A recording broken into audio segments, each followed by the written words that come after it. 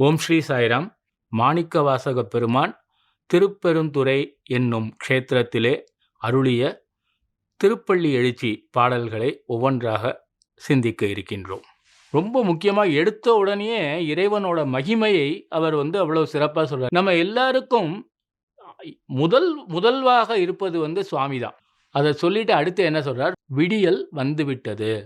வந்த உடனே உன்னுடைய மலர் போன்ற பாதங்களை வழிபடுவதற்காக கைகளிலே மலர்களை எடுத்துக்கொண்டு நாங்கள் காத்திருக்கிறோம்.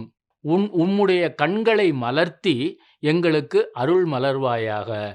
உன்னுடைய அருள் கிடைத்த காரணத்தினாலேயே நாங்கள் மனம் மகிழ்ந்து மிகவும் மகிழ்வோடு உன்னுடைய திருவடியை தொழுகின்றோம். வயல்களுக்கு இடையே உள்ள சேற்றிலே மலரக்கூடிய தாமரை மலர்கள் நிறைந்த குளிர்ச்சி பொருந்திய வயல்களால் சூழப்பெற்றுள்ள திருப்பெருந்துறை என்னும் ஊரிலே எழுந்தருளியிருக்கின்ற சிவபெருமானே, ரிஷப கொடியை உடையவனே, நானும் உனக்கு தான் சொந்தம், உனக்கு அடிமை, என்னையும் ஆட்கொண்ட பெருமானே, என்னுடைய தலைவனே, பள்ளி எழுந்தருளாயே அப்படின்னு முடிக்கிறார்.